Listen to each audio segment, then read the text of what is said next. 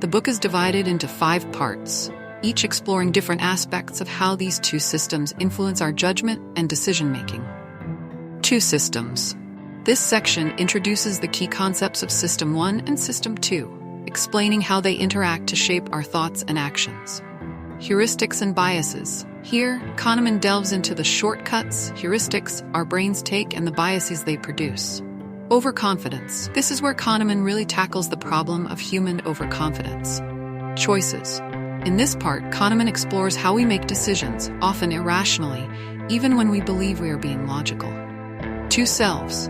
The book concludes with an analysis of how our experiencing self and remembering self differ, particularly in how they evaluate past events. Overconfidence, a key theme in the book. The 3rd section of Thinking, Fast and Slow, which focuses on overconfidence, is crucial in understanding how humans often misjudge their abilities, knowledge, and the certainty of their predictions. Overconfidence is particularly prevalent in professional fields such as finance, medicine, and even politics, where individuals tend to overestimate their own expertise or the reliability of their knowledge. The illusion of validity. One of the most striking insights Kahneman presents is the illusion of validity. This occurs when people confidently make predictions based on patterns or data that they believe are meaningful. But in reality, the predictions are no more accurate than random guesses. In finance, for instance, Kahneman shows how stock market experts tend to overrate their ability to predict stock movements, despite a history of mixed or poor results. The human brain craves patterns and certainty, leading people to believe that they can foresee future outcomes, even when those outcomes are largely influenced by chance. Hindsight bias. Another related concept discussed in this section is hindsight bias. After an event occurs, people tend to believe they had predicted it all along, or that it was more predictable than it actually was. This can inflate people's confidence in their own decision-making abilities, causing them to believe that their previous successes were a result of skill rather than luck. Hindsight bias reinforces the illusion of control, which can further amplify overconfidence. Optimism, bias, and the planning fallacy.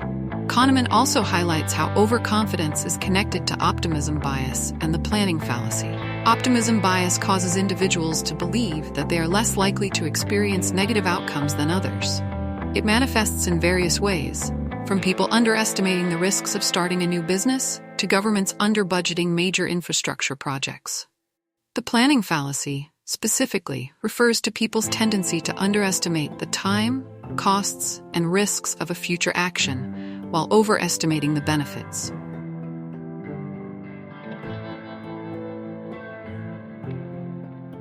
Even when individuals have historical evidence showing that similar projects or decisions took longer or cost more, they continue to fall victim to overly optimistic projections.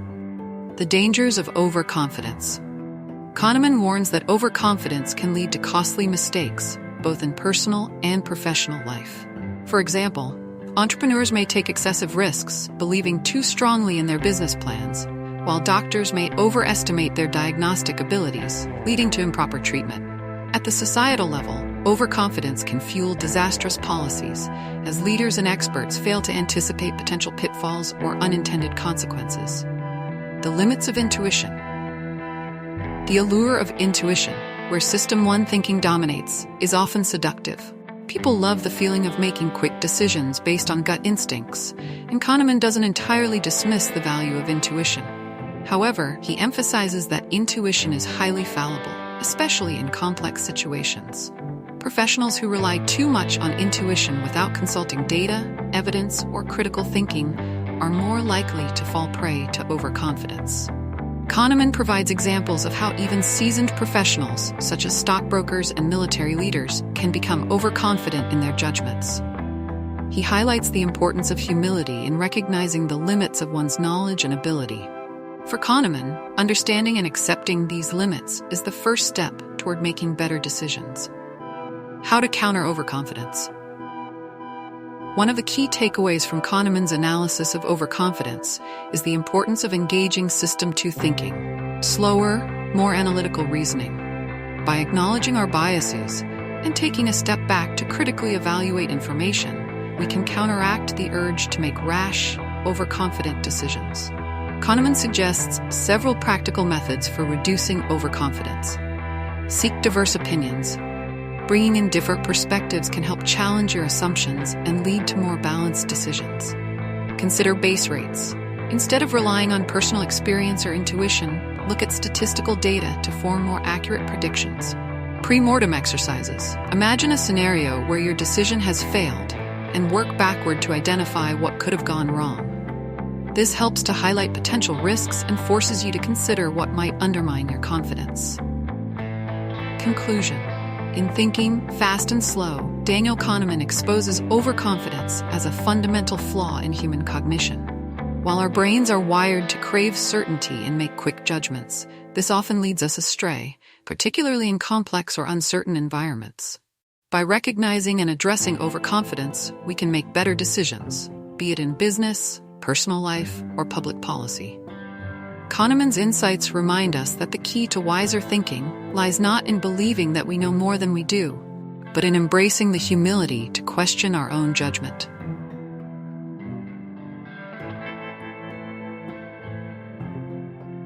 Choices and Decision-Making. A deep dive into Thinking, Fast and Slow by Daniel Kahneman. Daniel Kahneman's Thinking, Fast and Slow is a masterwork that reshapes our understanding of how we make decisions, revealing the hidden processes that influence our choices.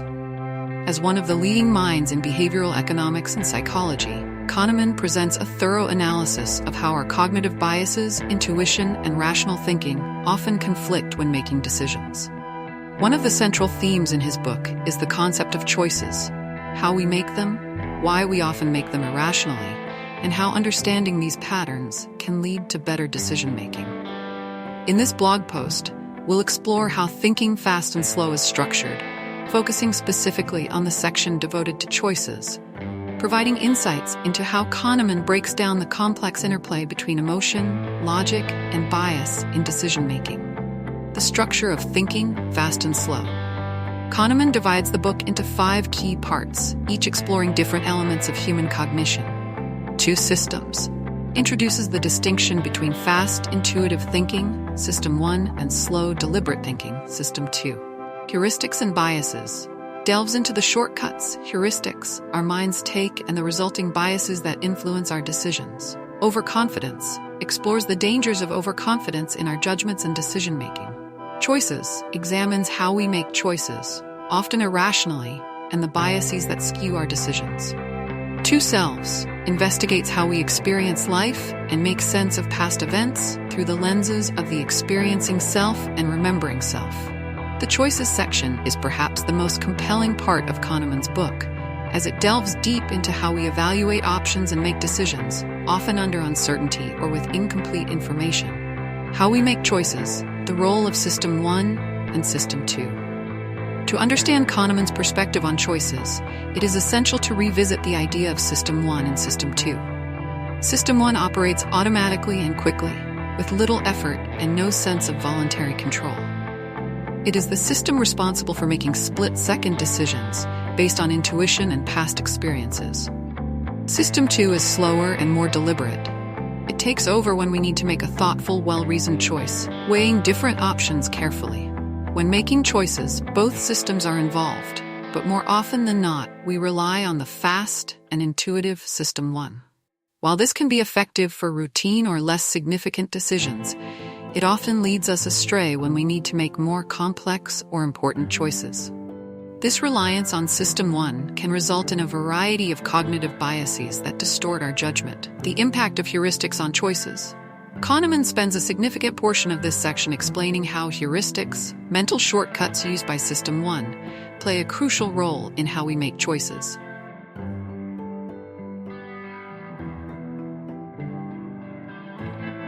While heuristics help us make quick decisions, they often lead to systematic errors in judgment. Some of the most prominent heuristics that influence our choices include availability. Heuristic. This bias occurs when people make decisions based on information that is most easily recalled, often influenced by recent events or emotionally charged examples. For example, people might overestimate the likelihood of rare events like plane crashes after hearing about one on the news. Anchoring effect. The anchoring effect occurs when individuals rely too heavily on an initial piece of information, the anchor, when making decisions. Even if the anchor is arbitrary or unrelated, it can strongly influence subsequent judgments and choices. For example, when asked to estimate the price of a car, people often base their estimates on the initial price mentioned, even if they have no other information about the car's value. Loss aversion. One of the most critical concepts in decision-making is loss aversion, the tendency to prefer avoiding losses to acquiring equivalent gains. Kahneman shows that losses loom larger in our minds than gains. For example, the pain of losing $100 is greater than the pleasure of gaining $100. This bias can heavily influence choices, leading people to take unnecessary risks to avoid losses or to avoid risks altogether, even when the potential rewards outweigh the risks. Prospect theory, a key to understanding choices. One of Kahneman's most famous contributions to psychology and economics is prospect theory, which he developed alongside his research partner Amos Tversky. Prospect theory provides a more accurate model of how people actually make decisions under risk, as opposed to how they would if they were purely rational actors, as assumed by traditional economic theory. According to prospect theory, individuals evaluate potential outcomes in terms of gains and losses relative to a reference point, rather than focusing purely on the final outcome. People are more sensitive to potential losses than gains, a phenomenon known as loss aversion. This can result in choices that seem irrational from a purely logical perspective, but are deeply rooted in our psychological makeup. Kahneman explains that people are not inherently risk-averse or risk-seeking. Instead, their choices are influenced by how the options are framed. For instance, when faced with a choice between a sure gain and a gamble with a larger potential gain, people tend to be risk-averse. However, when the same choice is framed as a loss, individuals become risk-seeking, willing to gamble to avoid the sure loss. This insight explains why people often make inconsistent or illogical decisions when faced with different scenarios, even when the underlying probabilities remain unchanged.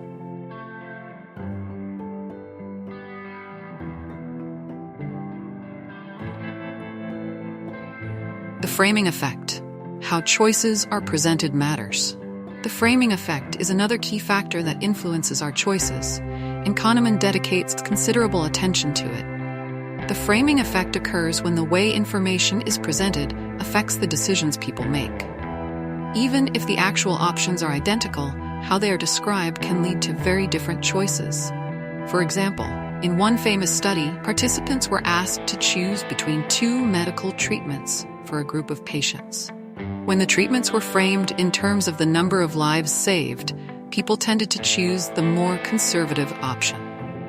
However, when the same treatments were framed in terms of the number of deaths, people became more willing to take risks. This shows that even subtle differences in how options are framed can have a profound effect on decision-making. The role of emotion in choices. While much of thinking, fast and slow, focuses on cognitive biases and logical errors, Kahneman also acknowledges the powerful role that emotion plays in our choices. Emotional reactions are often driven by System 1, and they can overwhelm the slower, more rational thinking of System 2. For example, fear or excitement can cause people to make impulsive decisions, even when they know logically that they should act differently. One striking example of emotion affecting decision-making is the endowment effect. This bias occurs when people place a higher value on something they already own, simply because it belongs to them. The emotional attachment to the item leads them to overvalue it, which can distort their choices, such as when deciding whether to sell a possession. How we can make better choices. Kahneman's work not only reveals the flaws in our decision-making processes, but also offers solutions for improving our choices. One of the key strategies is to engage System 2 more actively, especially when making important decisions. By slowing down, gathering more information, and critically analyzing the options, we can counteract some of the biases and errors introduced by System 1. Additionally, Kahneman encourages individuals to recognize and anticipate their own biases. For example, Understanding that we are naturally loss-averse can help us resist the urge to avoid risks when doing so is not in our best interest. Similarly, being aware of the framing effect can lead us to question how choices are presented and to reframe the options ourselves to make more balanced decisions. Conclusion. In Thinking Fast and Slow, Daniel Kahneman provides a profound exploration of how we make choices and the numerous biases that influence them. By understanding the interplay between System 1 and System 2, recognizing the role of heuristics, and being aware of how framing and emotion can skew our decisions, we can start to make more informed, rational choices.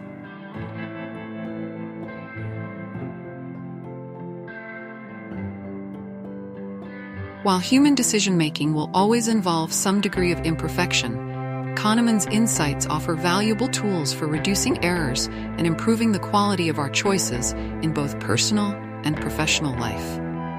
The Two Selves, Exploring the Psychology of Experience and Memory in Thinking Fast and Slow by Daniel Kahneman. Daniel Kahneman's Thinking Fast and Slow is a groundbreaking exploration of how humans think and make decisions. Among its many profound ideas, one of the most intriguing concepts is that of the two selves, a distinction Kahneman draws between how we experience life in the moment and how we remember it afterward.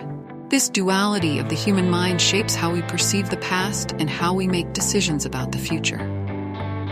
In this blog post, we will dive deep into Kahneman's discussion of the two selves and how it affects our understanding of happiness, memory, and decision-making. Understanding the book's structure, Kahneman structures Thinking Fast and Slow into 5 parts. Two systems, an introduction to how we think, fast, intuitive, automatic, and slow, deliberate, analytical. Heuristics and biases, explains how our fast thinking leads to predictable cognitive biases. Overconfidence, discusses how overconfidence in our judgment can distort our thinking. Choices, explores how we make decisions, often irrationally, and the biases that affect our choices. Two Selves, examines the contrast between how we live through experiences and how we later recall them, which significantly impacts our decisions. The final part, Two Selves, forms a critical conclusion to the book, reflecting on the differences between how we experience life in real time, the experiencing self, and how we later remember those experiences, the remembering self. Kahneman argues that our memory of events, not the actual lived experience, often shapes how we make future decisions, such as where we choose to vacation or how we assess life satisfaction. The experiencing self versus the remembering self. At the heart of the two selves concept is the distinction between the experiencing self. This self lives in the present. It is the part of our mind that feels pleasure, pain, joy, or discomfort in real time. Every moment of life that we are conscious of belongs to the experiencing self. The remembering self. This self reflects on the past. It evaluates experiences after they have occurred, creating narratives and stories about what happened. The remembering self tends to summarize entire events based on certain key moments, rather than the sum of all individual moments experienced. While the experiencing self lives every second of life, the remembering self is the one that makes decisions about the future. It is the self that reflects on the past and uses these reflections to guide future actions, such as deciding whether to repeat an experience or avoid it.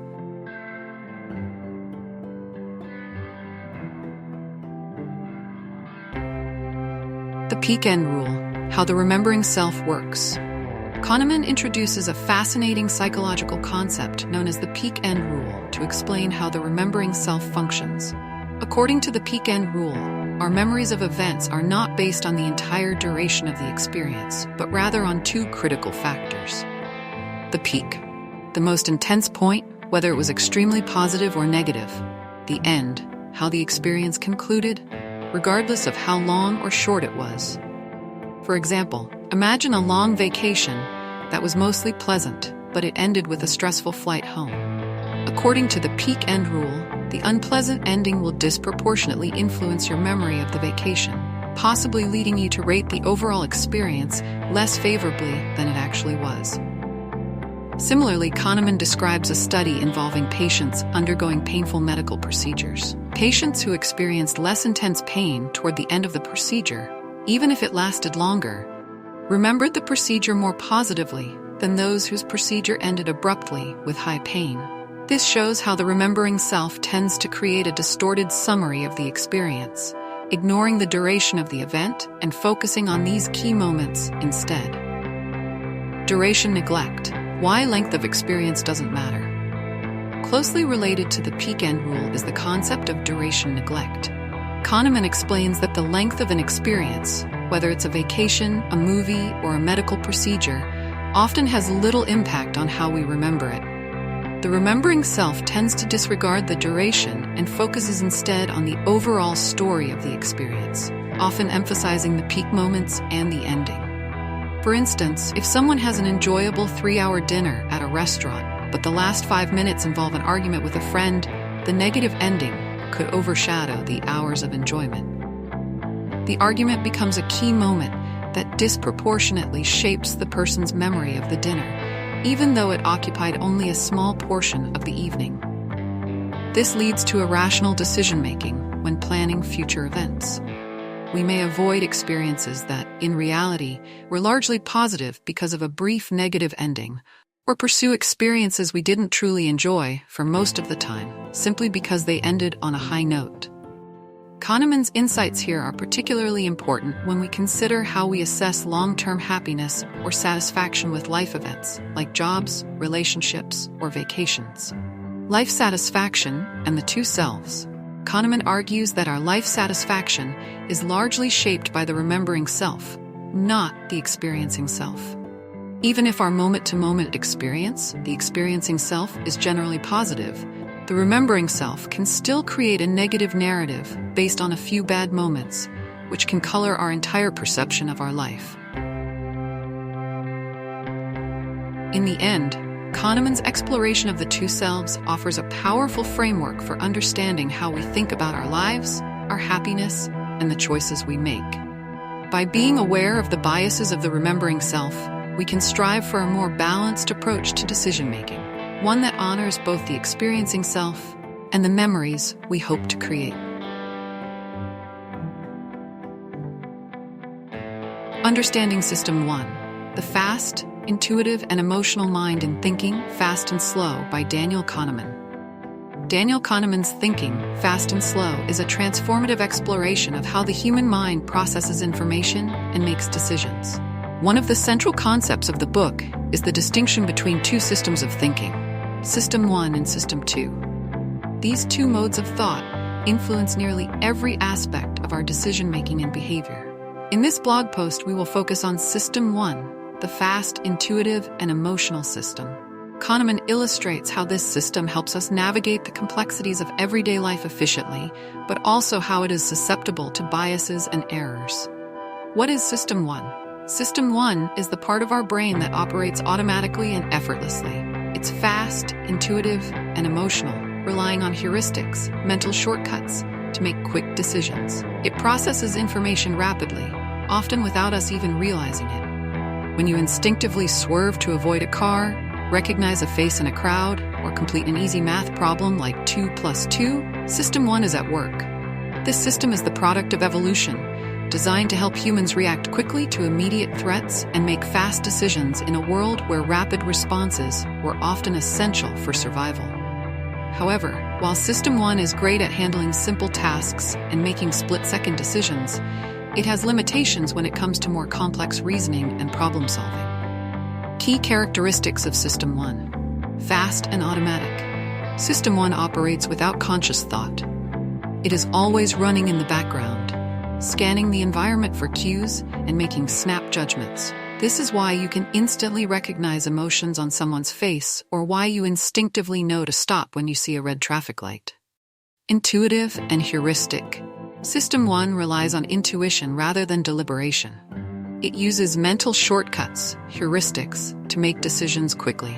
For instance, you may assume that someone who speaks confidently is knowledgeable, even without further evidence. Emotionally driven. Decisions made by System 1 are often influenced by emotions rather than rational thought. For example, fear may cause you to avoid a situation without fully evaluating the actual risk involved. Effortless and subconscious. System 1 requires very little mental effort. You don't have to consciously think about how to walk, drive a familiar route, or interpret simple emotions. These actions come naturally to System 1, prone to biases and errors. While System 1 is efficient, it is also prone to errors. Its reliance on heuristics can lead to cognitive biases, systematic errors in thinking that affect judgment and decision-making. These biases often occur because System 1 takes shortcuts, favoring speed over accuracy.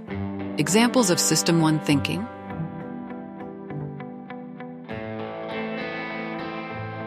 Kahneman provides numerous examples to illustrate how System 1 operates in everyday life. Here are a few common scenarios where System 1 plays a dominant role. Recognizing patterns. System 1 is great at recognizing patterns, even when there may be no meaningful pattern to find. For example, if you see a cloud that looks like a face, your System 1 immediately interprets it as such. This is known as the availability heuristic, where the mind jumps to conclusions based on the information that is most readily available, regardless of its accuracy. Reacting to danger. Imagine you're walking through the woods and suddenly hear a rustling in the bushes. Without stopping to think, you feel a surge of fear and instinctively back away. System 1 is wired to prioritize safety by making quick, emotional responses to potential threats. First impressions. When you meet someone for the first time, you instantly form an impression of them. You might decide within seconds whether you like or trust the person, based solely on their appearance, tone of voice, or mannerisms. These judgments, made by System 1, often happen subconsciously and are influenced by factors such as past experiences, stereotypes, or emotions. Strengths of System 1. System 1 is highly beneficial in many situations, particularly those that require quick decisions and rapid responses. Some of its key strengths include speed and efficiency. System 1 allows us to respond to stimuli almost instantly. In a fast-paced world, this can be extremely useful for making routine decisions, navigating familiar environments, or responding to emergencies. Survival mechanism. From an evolutionary perspective, System 1 is essential for survival. Early humans relied on fast, instinctive thinking to avoid predators and other dangers.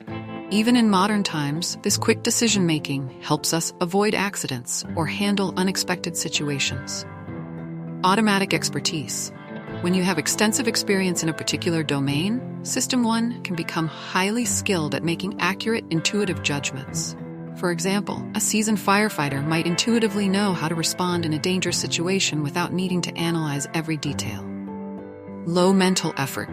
System 1 operates effortlessly, freeing up cognitive resources for more complex tasks. This allows us to multitask and manage everyday activities without becoming mentally exhausted.